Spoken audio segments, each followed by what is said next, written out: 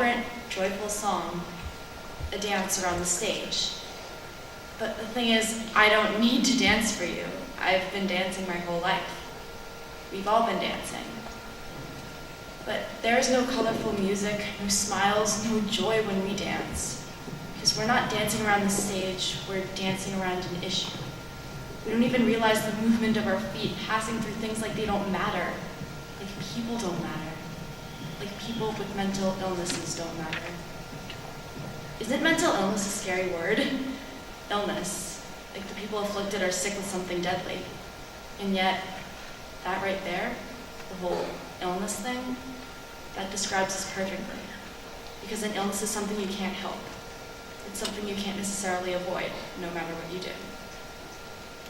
But then an illness scares the people closest to you. They don't want to catch anything. They're scared and they don't know what you're going through. In fact, they can't know what you're going through. And soon enough, they don't want to know what you're going through. So they leave. It's the same thing, even when it's no longer physical, but within a mind. Even when you don't mean to dance around this issue, well, you are. By not talking about it like it matters, it's only making the problem worse. So what does that even mean? Like it matters? How about this?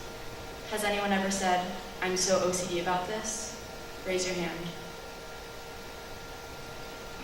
I'm not going to judge you. I know that people don't say it to be mean, or rude, or inconsiderate. They say it because they think it's funny, or they say it because they just don't understand what that means. OCD. It's not an adjective, I can tell you that. It doesn't mean being neat or being a perfectionist about something, or being too clean, or too organized, or too focused on something. No. It's about fear. It's about spending hours worrying, obsessing, fixating.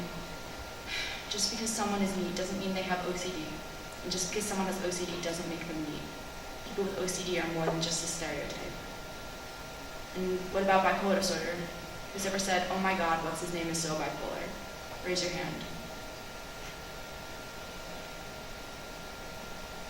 Yeah, even I used to say it. I didn't understand what I was saying. I just thought it meant overly moody, that it was just another way to joke about a teacher or a friend who's getting on your nerves. But bipolar disorder isn't a joke, because how could uncontrollable mood swings even be considered a joke? That's not right. Personality disorders, mood disorders, eating disorders, self-harm, schizophrenia. Do we even realize that 1 in 17 Americans deals with a mental illness? That there are people all around us that deal with a day-to-day struggle, a chronic illness that is barely understood, that has barely even been tried to be understood. I don't expect everyone listening to this to change their ways, their language, or their views in the blink of an eye. But I do expect you to leave this auditorium today with a new perspective on what your words mean.